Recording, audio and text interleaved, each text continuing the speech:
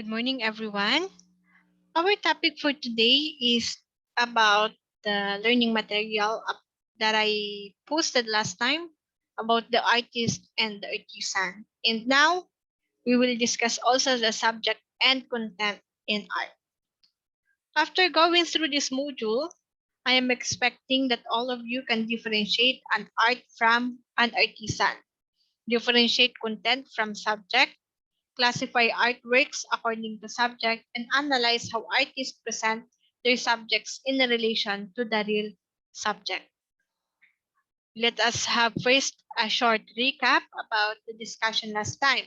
We discussed about some basic assumptions about art, like art should be collectible, should be posted in a museum. And also we discussed the 4 steps in art criticism: the describe, analyze, interpret, and judgment. Those are the four steps in art criticism. Now, what are the differences between artist and the artisan? Who is an artist? When we say artist, it is a person who performs any of the creative arts like painting, drawing, sculpture. Those people who can do those creative arts are called artists. However, when we say artisan, these are the skilled worker who makes things by hand, like making baskets, weaving. Diba? Those are examples of artisan. The characteristics of artist and artisan are as follows. In artistic value, artist, the object has a clear artistic value. We can see the aesthetic beauty of the artwork made by an artist. However, in artisan, the object of that art has an artistic value. They have value also. But in terms of functional value, the artist, the object of the artwork of an artist has no functional value. It only has aesthetic beauty. However, in artisan, the object has a functional value. We can use it in our daily lives. Like, as what I said, basket, we can use that. And also, example is sa mga damit, di ba? Mga nagtatahe or mga wavering, di ba? Mga textile waver, diba? That is an example of artisan. Pero yung mga musician, mga artist, dancer, that is what we call artist. In object, under artist, the object has a lot of aesthetic value and is appreciated for this quality as it pleases the individual. Diba, nagagandahan lang tayo and that's all. In artisan, the object, though utilitarian, has certain aesthetic attributes to it. Parang additional na lang yung aesthetic beauty. Because the purpose is its function. Yung mga nagagamit natin. Ba? Yung mga damit, tinatahi. Ba? We can use the object created by the artisan. Unless in the under artist, the object only has in an artistic value. Okay? In this picture, what do you think or what can we observe from the picture? How about the subject and the content? Okay? Now we're going to discuss what are the differences between the content and the subject. When you say subject matter, the literal visible image in a work, okay? What we can see. Like here, the pictures of woman, a man, and a dog. The trees, diba? The farm, the environment, the clouds. Those are the literal or visible image. Those are the subjects. Like still life, portrait, landscape, people, animals. However, or also, it serves as the foundation of the creation of the work of art. The most obvious aspect of an artwork, because this is visible kung ano lang nakikita natin. What the work of art depicts or represent, what it can be shown. And also, it answers, what is the work of art all about? It's about the people. Diba? Halimbawa. But when we say content, it includes the connotative, symbolic, and suggestive aspect of the image.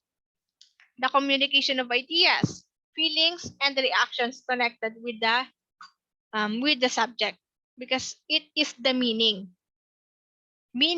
according to the subject, and it is what sense rather than what can be analyzed.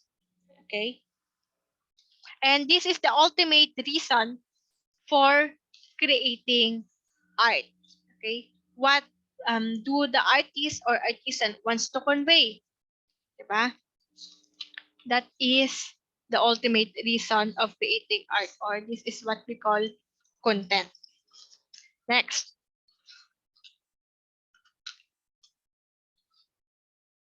there are two types of visual art according to subject, the representational and non-representational. Nakikita natin from the two pictures, yung isa, we can see the subject, okay, the exact content. There is a mother and a daughter, or ang mga babae, di ba? However, in the second picture, we cannot define what is the subject in this context, na mapapag-aralan natin ang pagkakaiba. Because here in the first picture, this is an example of representational or figurative art. When you say representational, it aims to represent actual objects or subjects from reality, what we can see around us from the reality, that is representational. They are the artworks which are based on images which can be found in the objective world, or at least the artist's imagination. Example, images which can perhaps be named or recognized. Like kapag lapis, halimbawa, mga nakikita natin, mga pictures. Diba? Subcategories under representational or figurative art include realism, impressionism, idealism, and stylization. All of these forms of representational art represent actual subjects from reality. Although some of them are taking steps toward abstraction, they are still fall under category of representation. Take note that abstract, that is also a type of visual art according to subject, is different from representational and non-representational. Mamaya di-discuss natin yan, papapyaw natin yan. Now here, representational art, this is the oldest of the three types of art. Diba? Yung representational, non-representational, and abstract. Pinaka-traditional or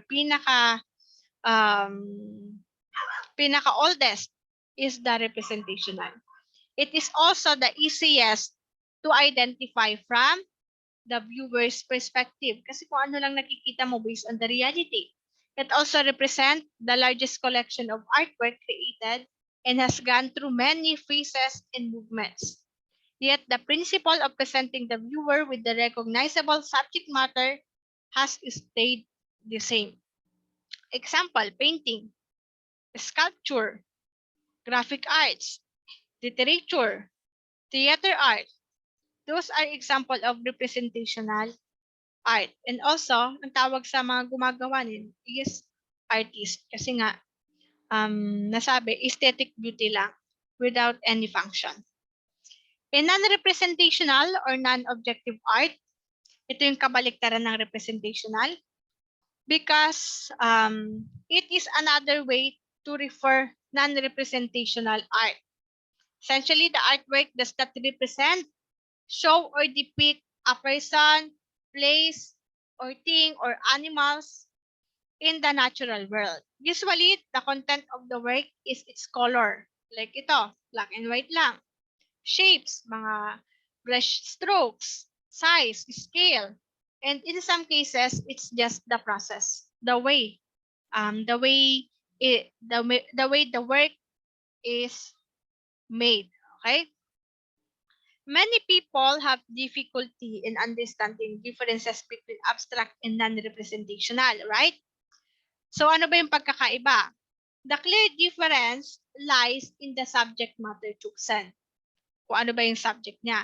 Because if the artist begins with the subject from reality, kapag yung subject niya, yung mga nakikita natin, that is considered abstract. Eh bakit sabi nila kung reality, di dapat representational yon? Kasi kapag representational, ginagaya mo the way it viewed in the reality. But in abstract, we take image from reality, but it is different the way it is viewed in the reality. Halimbawa, libro. Diba? Kung ano nakikita nating itsura ng libro. Pero in abstract, may mga differences from reality na nag-i-emphasize lang kunyari ng line. Iniba niya yung form, iniba niya yung color. Diba? That is abstract. Hindi siya exactly the same from the reality. Unlike representational, that it is viewed the way it viewed in the reality. In non-representational naman, it is creating art with no reference to reality. Then the work is called or considered non-representational if it has no reference. Like ito, ano bang reference niyan, di ba? That is non-representational. Now, I gave you the activity, but this is not recorded, but I hope you have to do this because it is part of our quiz next Monday, okay? You have to study different subjects in visual arts. Magbigay ako ng example. History, religious aspect, methodological, mga methodologies, mga gods and goddesses, mga animal-themed art. Those are just some of the different subjects in visual arts. Visual arts lang tayo mag-focus ha. And also, search for the Gamaba awardees. The name, the year, the art made, and also, what is the name of the art. Okay? And under saan siya magre-rely. So that is your activity. Again, it is not recorded, but I hope you have to browse it because it is part of our quiz next Monday. This is our sources. If you have any questions, clarifications, just don't hesitate to chat or text me, or you can just chat me through our GC. Okay. And also for those who are not yet member of the GC, please add me via Facebook and message me for me to add you in our GC. Okay, so that's all for now. Thank you everyone and God bless.